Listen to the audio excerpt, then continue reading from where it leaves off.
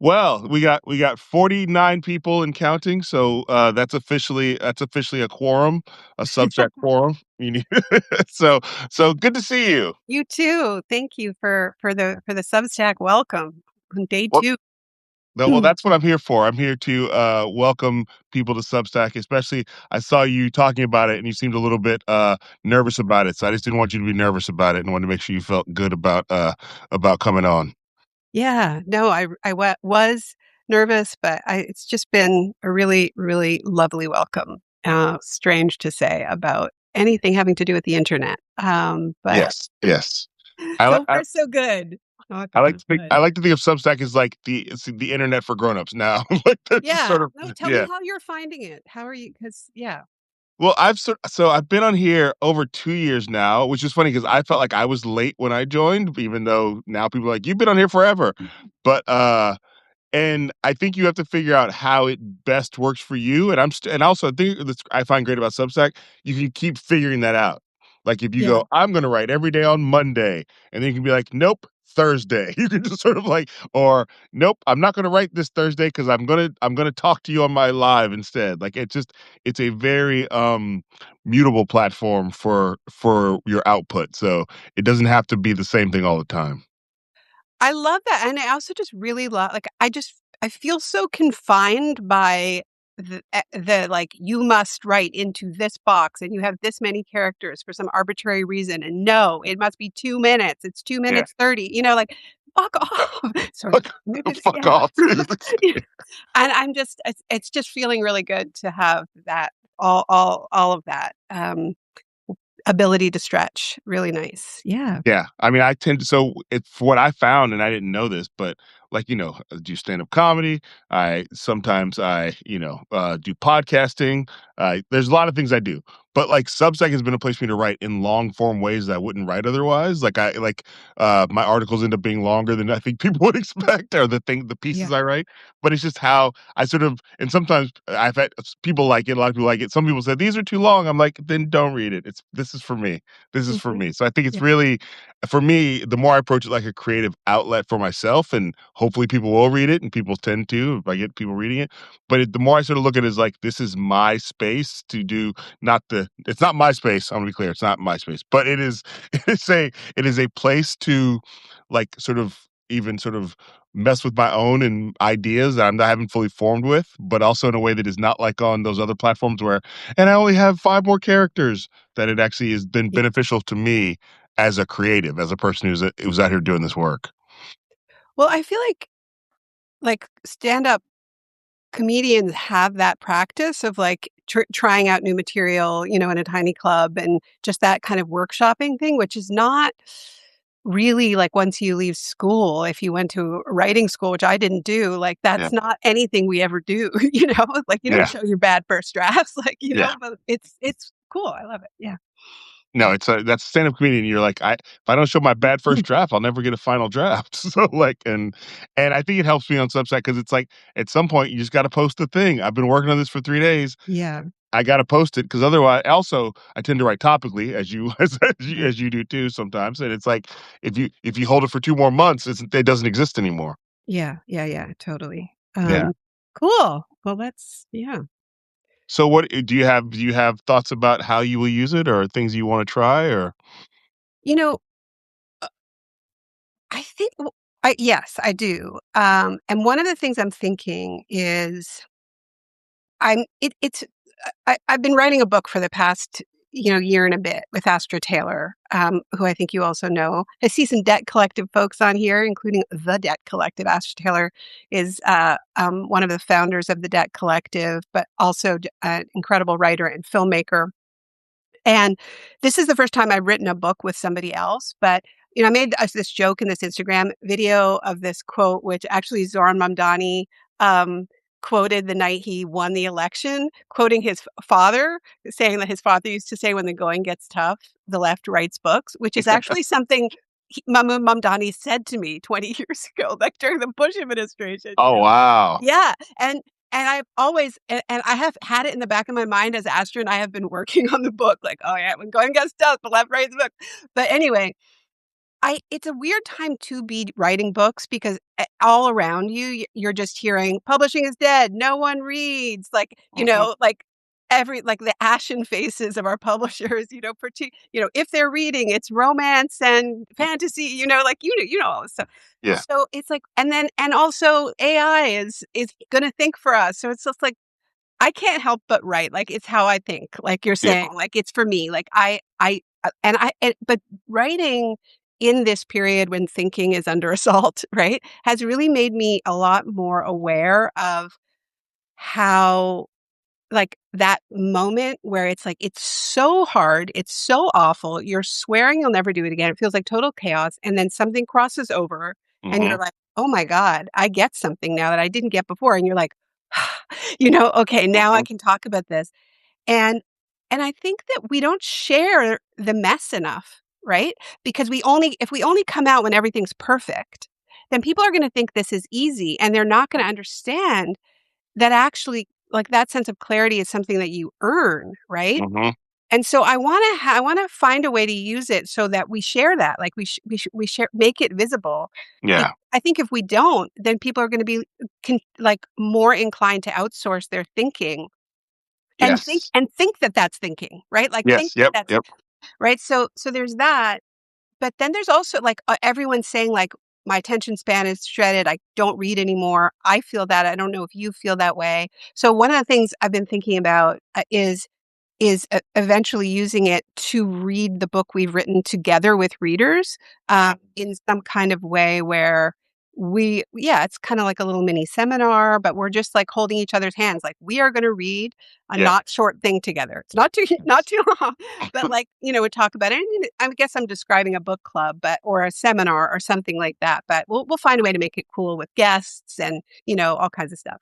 But yeah, I think, but again, as time moves on, the reason why you didn't say book club is because we all have a thing in our head that what that is, and it doesn't sound that exciting. You know Yeah, what I mean? Like I've it never doesn't. personally, I've never been in one, Yeah. See. Yeah. And it's not like you're not reading. So it's just the idea being that, like, I think all this technology can help us sort of like recategorize and reframe things that have always existed, but people just need them delivered to them in a different way, or you have a new delivery Yeah. system for these Also, things. So graduate school is kind of a book club. yeah, yeah, yeah, for sure. As someone who's my wife has a PhD, so I feel like I sort of half went to graduate school. I wasn't there, but I saw it was I saw it happening, and that was a lot. So yeah, so Graduate school um without the jargon, yeah, something like that. yes, yeah, yeah. I feel like I didn't get the PhD, but I feel like I had the like maybe the dot in the middle. But yeah, so I think that it's also a great place, Substack, because I think it helpful to people to see that, like, there's different versions of you, you know? Mm, That, mm. like, I'm sure a lot of your fans, supporters, audience maybe see you in one particular way, and Substack gives you a way to sort of open up to different, even maybe different versions of the same process, but here it is earlier on, or here it is, I'm talking about the thing I'm about to go write. I think it's great to sort of, like, in this era where, I say this as somebody who's sort of, I guess, in show business occasionally, that, like, I in no way can I count on these big corporations going, "Yes, Kamau, here's the money to go make the thing you want to make." And so the more that I really understand, like, oh, it's on me to sort of spark these ideas, and it's on me to sort of like try as many different things as possible because it's all gonna be on me at the end of the day. Yeah, Yes, yeah. maybe some of this ends up Feels as a safe to book. do that, like, you're like, just to put it out there early.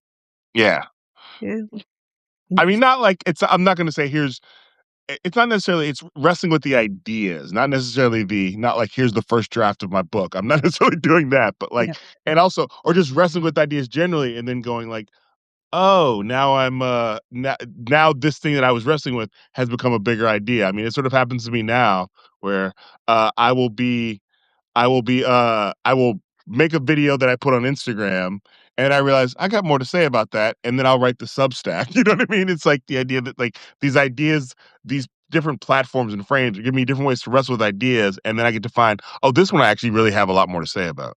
yeah, yeah, yeah. Yeah, and I mean, I feel I'm gonna have to find my own rhythm because I like, I'm not the same. I always think that, like, being a writer is a very it's such a it requires such a strange combination of ability to Mhm. be completely alone and without input and needing that sort of solitary space, and also if you're lucky enough to, have readers who want to hang out with you, then you've got then the like book tour mode is like the exact opposite of the mode that it takes to do the writing, right? Like, because I think that that's a little bit different than showbiz, right? Like it attracts extroverts, um, and but so I do want to also protect the introvert. So I have to figure out, yeah, those fallow periods, and I'm liking that people respect that creative people do need fallow periods, right? Like, Mm, there's periods where you withdraw, where you do, like, mostly recommendations of things that you're reading and thinking, stuff like that. mhm. So, yeah, I'm also watching how people have different cycles and phases. Yes, Yeah, yes. yeah. No, and I think that it's funny, I saw somebody put the Ambiv ambivert, yeah. First time I'm Yep. hearing that. Yeah, I mean, it's basically, the way I understand ambiverts is introverts who know they have to be extroverted sometimes. Like, or that like, Yeah, I would say I'm an ambivert, but only because I sort of have chosen a career where people expect me to be, but, like, right. I have 3 daughters, and I have, like, my daughters, I would say I have 2 extroverts and 1 introvert, and I'm an introvert, so me and her sometimes look at each other like, "Yeah, it's time to go home." It's time to we've been and I'm really happy that my daughter has the vocabulary of social battery, which I didn't have as a kid, Oh. of, like, she's able to say, "My social battery is drained." I find young people so much more like, they have so much more self-awareness than we Yes. like, sometimes my son says things like that to me, just like, "Okay, now I need to be alone, like, I need to Yeah, rest to that," and yeah. I had none of that, like, I mean, I had just act out, like, I would have no idea why I wasn't doing things. Anyway, it's amazing. Yeah, no, it's I really and I was only I'm well, not was, I am an Is it only Inside child. Out? Is this why? What'd you say? Is it the movie Inside Out? You know what? I do yes, 100%. It's actually just Pixar in general. I would say that, like, that between Inside Out, which is all about understanding your internal feelings and how they might fight against each other, and then Soul, which is for me, is like, this is a movie about a black man having a midlife crisis, the one Jamie about the black Yeah, jazz piano player. it's It is it's I feel beautiful. like Inside Out has really I mean, Pixar has, for whatever they are, has done a lot to give kids and adults language that we did not have Yeah. before, so, and I'm not just saying that because Pixar is located not that far from me here in the East Bay of Mhm. California. Um, but yeah, so I think that, like, that kind of vocabulary for, my wife is one of 4 and I'm an only child, so I really understand that need to be alone and in your room with the door closed in a way that, like, my wife is one of 4 doesn't understand the same, like, Yeah. one of those big families where everybody's gotta always be in the same room, and I'm like, I didn't come from that, so yeah. So I think that's the great thing. I think one of the great things about this is that you can find your own. There is an introverted version of Substack, and there's an extroverted version of Substack, and there's also this day is my introvert day. This day is my extrovert day. Whatever that means and however that looks, it is there for you to find. I would just encourage you to experiment and not feel like it has to be the same version of the person that you've always been. That look for it as a way to also play with new versions of yourself or to show different versions of yourselves that you hadn't have a space to. Mm. Well, that's cool. Thank you. Hey, I saw you write something, mocking people Uh-oh. who gave Graham Plattner too much of a chance. So if you feel like telling me what an idiot I am, I'm here for it. No, no, I'm not I think believe it's me. fair. I'm Okay. here for it. Yeah. Well, I mean, here's what I will say. So, it's funny, I'm writing a Substack on this. The idea is that, I like, just wrote one. oh, Great. good, yeah, I'm sure it's our Graham Plattner era on Substack. Ew. Okay. I'm done with it. So, and it's based around this. You are sort of getting a peek into it. There's 2 things like, when people ask me to endorse politicians, which I think is I never thought I'd be at that point in my life, but I've been asked to endorse politicians more Yeah. times than I thought would happen. And actually, my wife basically was like, "You're not allowed to endorse politicians." And this is my first rule: we have enough problems. So she's like, "We as a family you doing enough in the world, or we Right. don't need to add some random person's problems into our problems. Because the minute they put surrogate under your name or endorsed by, now you got to answer questions for that person who maybe you don't even know, you know what I mean? And Yeah. so, and I would say this, I live in Oakland. I have no problem if Barbara Lee calls me, who's our mayor, I show up. I Like, mean, so you are wearing the T-shirt. It's funny. It's You're like, "I would never endorse a politician." That's funny. That is funny. And yet that see, hypocrisy lives on. So Barbara Lee, Latifah Simon, who's my rep, like so I'm not anti-endorsing politicians, but I really keep it quite narrow. And Yeah. the one thing is and the reason was because I I don't need to sort of feel like I need to add your problems into my problems, and that's what happens when you endorse a politician. So Yeah. that's just me. And so, but like I said, I'll be very specific. No, for But sure. For the record, I didn't endorse Plattner. I told people to listen to a podcast he did. well, yes, and I have friends who, I don't have friends, but I know people who I trust who are very, whatever it's endorsing or endorsing a product. I also have a thing where like I have a hard time endorsing politicians who aren't running for offices that affect me directly because I don't know what that place needs. Like I Uh-huh. don't know. Yeah, So yeah, yeah, yeah. I don't. I feel weird being like, go vote for this person in Texas. That when I'm like, it feels a little bit like I might share information about that person, but I feel weird about that. So I would. So I was You actually gotta asked be to. really careful, I think is the Yeah. bottom line, you know? Yeah. I Um, was asked to endorse somebody in the California governor race, which is a place I live and a place where it affects me. But just by the nature of the chaotic nature of our race out here, I was like, I don't want those problems. Like, I don't want people who I like who go, why would you do that when I'm doing this? It's like, I don't. Now I'm going to encourage everybody to vote. You know what I mean? So yeah. that's a fancy way of saying, Someone's asking us to endorse Lula in Brazil, 100%. Sorry, you yes, don't have to, but, I like, can, I can endorse Lula because, Bolsonaro's kid is trying to come back, and, Latin yes, America is rapidly being flipped fascist by US intervention, and, I 100% endorse Lula, though I don't agree with everything that he's doing, especially environmentally. Boy, is he by better than Bolsonaro's son running on a platform of "Get my dad out of jail." oh, that's also it's sort of a Trump platform is what Oh, Donald. very, Yeah. very. Sorry. Well, Yeah. I will say this about Brazil. What we had a childcare provider who was Brazilian, and during COVID, who lived with us during COVID, and I got to hear about Bolsonaro in a way I hadn't heard about before. So I'll endorse Lula. But again, Yeah, I had somebody in my life in my family yeah. who I've learned about Brazil from. So that'll make There that one exception. there's a somebody in the chat saying, "Continue to endorse the movement in Maine." And that I think is a great way of Yes. putting it, right? That it was never about the guy. I think it's helpful to look at where different kinds of messages are resonating and different kinds of communicators are resonating. I'm also, what you were saying about family, we have enough problems.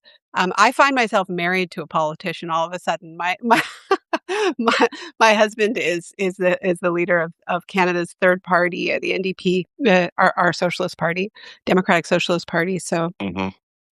so now I don't have that separation. Now I have to think about what I say and how it affects him because of my screw up of saying something nice about Graham Plattner, all of his political enemies are like, "So you like Nazis? Yes. Also, yeah, What do that's you the do other for thing. self-hating Jews?" Yeah.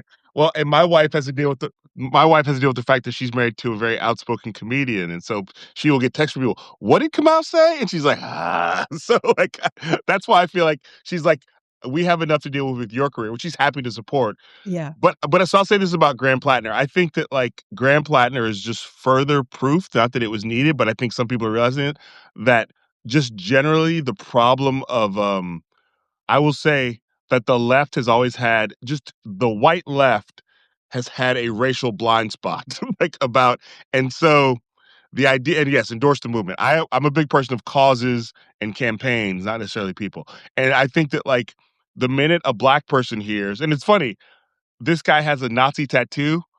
A lot of us go, okay, I just got to back away because that feels like the kind of red flag I can't ignore. And so I've seen a lot of people say, and I feel like this is about a blind spot. I've heard even the way people talk about Jasmine Crockett on the left not being excited, not endorsing James Talarico right away. And some white people on the left are like, why won't she do it? Or she needs to get up, she needs to be blah, blah, blah, blah. And it's not recognized the fact that like she's a black woman who just ran for office in Texas. She might need a moment to breathe, you know.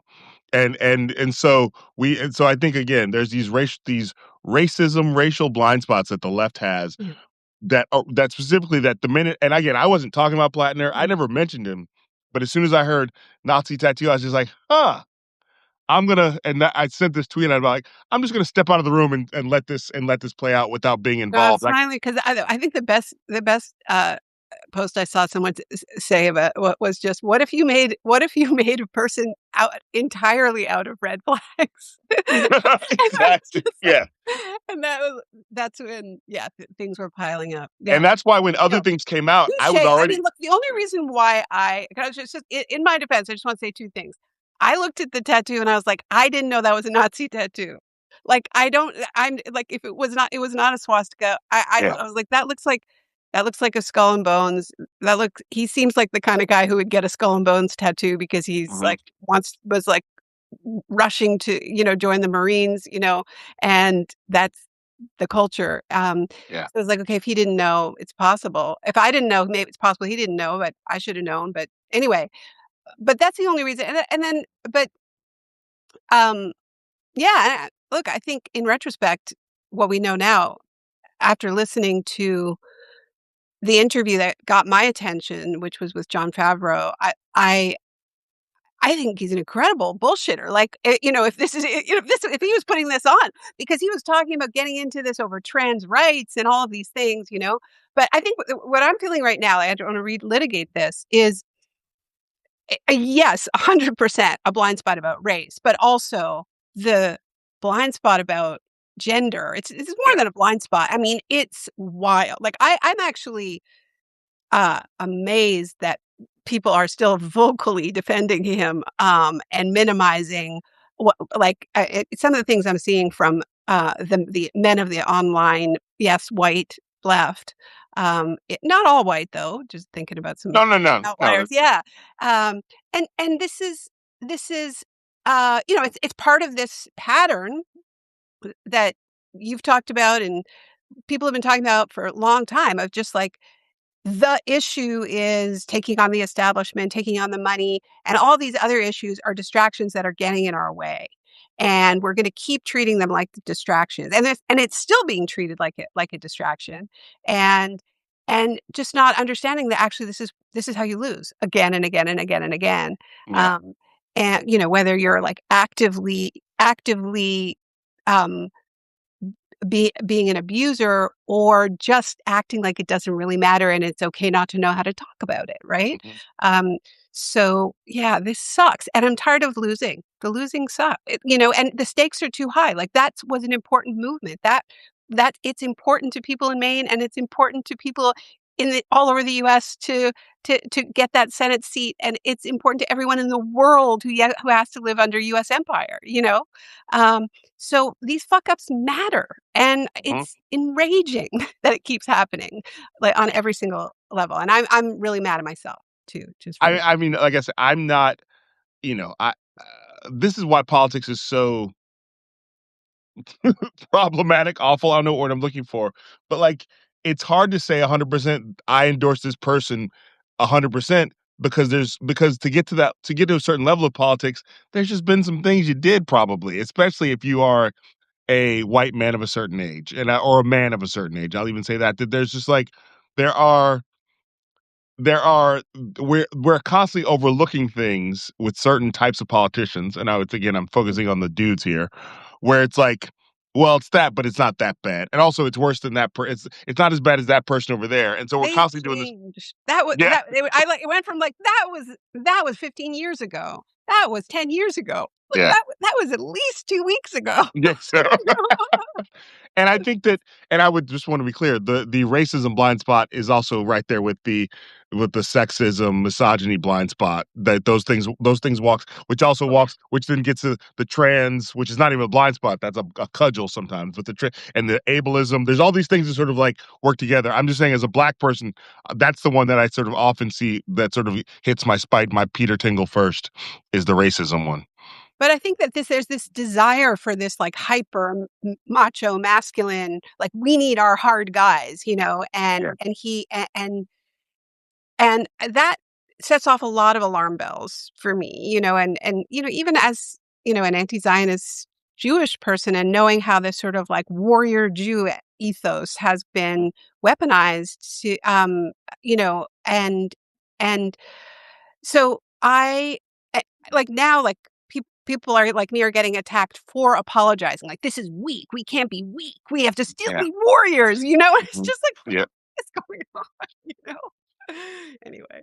No, and I think the ultimately, I think, I'm not here like, really, like, I have good friends in media who interviewed him, and I understood why they were doing it, and also, the story is so hard to it was so hard to be like, "Are we mad at him? No, we're not mad at him. We're mad at him again. We're not mad at him," and he did a really good job of, as gaslighters do, as men do in relationships all the time, and it's that they go, "Baby, I've changed," that, like, I don't blame them. I think the only blame would come if, like, you didn't go, "Oops." Like, you know what I mean? I think that's where my blame starts to kick in when people don't go, "Oh, I made a mistake, let me do better Mhm. next time." And so, because I feel like that's my whole life is like, "Oh, I made a mistake, I'll do better next time."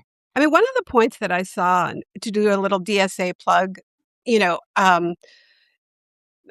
early on is like, this is why it matters that there be a left infrastructure of membership-based organizations that actually has the ability not just to vet people, but to actually know people. Like, Mhm, if you're in a movement with someone, you know what kind of person they are. Like, you really do. mhm, And it's not foolproof, but I think mhm, you're less likely to be surprised and find out something unpleasant about someone who you have been like a comrade with in an organization. It's one of the things that made me trust, Mamdani early on, when friends of mine in the New York DSA are like, "This guy, I know he's polling at 1%, but we really think he can go far." I'm like, "Okay."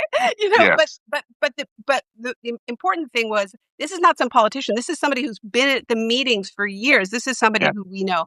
And that's just one more reason to actually build institutions on the left, that are accountable, democratic, transparent, not mhm. based on just like online celebrity. Yeah.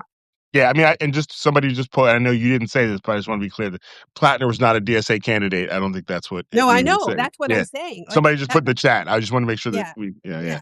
Yeah. And I would say that, like, that, yeah, and I would say that brings me back to my Latifah Simon thing. I've known Latifah since she was an activist running for, like, the Bay Area Rapid Transit Board, so, like, this is, like, I'm not endorsing the candidate, I endorsed the person who then decided to become the candidate who's now my representative, and again, I think that, like, the more we sort of the fact that Plattner's whole story, and again, I had not said his name out loud before any of this happened because I was like, I'm gonna let Maine figure that out. Yeah. But that's on the other side of the country. Also, let's just be clear, Maine is a weird state. It's not. I'm not. Doesn't mean it's bad. It just means that, like, there are things happening in Maine that aren't happening in other states, and so I don't necessarily know what they want there, and I can't speak on it. But I would say that, like, and yes, some states are weirder than others. I feel like I can say that, as somebody who's traveled a lot. But, there's just this idea of what people want in a candidate as opposed to what people should want in a candidate, and I think the thing you're saying about this man's man thing that he was selling sort of felt like that they want that instead of the fact that, like, the politics that he espouses apparently exists in other people in Maine. It's just that it's not wrapped in uh, the whatever the hard shell that Plattner liked to wrap himself in. Yeah. Very, very well put. Yeah.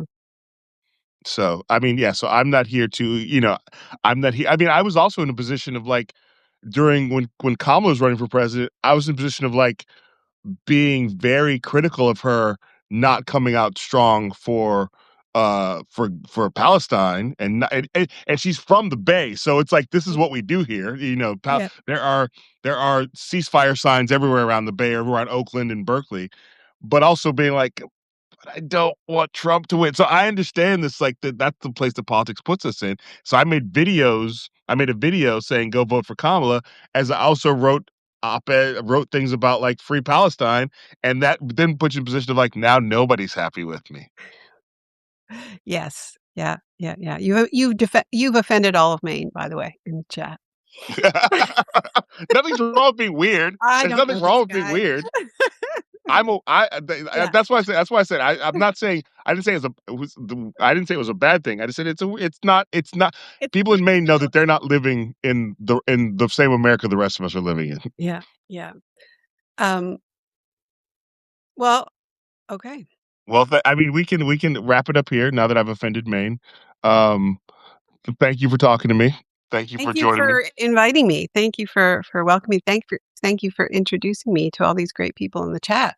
Yeah, no, so please go Subscribe to go. Patterns. Come on over to Patterns. I've got a post up there about some of this and some ideas. And yeah, this was fun. Yeah. Let's do it again. Yes, and if you aren't subscribed to Who's With Me on my Substack, we'll all subscribe to each other, and yeah, and let's do it again sometime. And sorry, Maine, we nothing's wrong with being weird. I'm weird. I'm weird. It's good to be weird. Just recognize your weirdness. All right, thank you. Take care. You Thanks. too. Bye. Bye.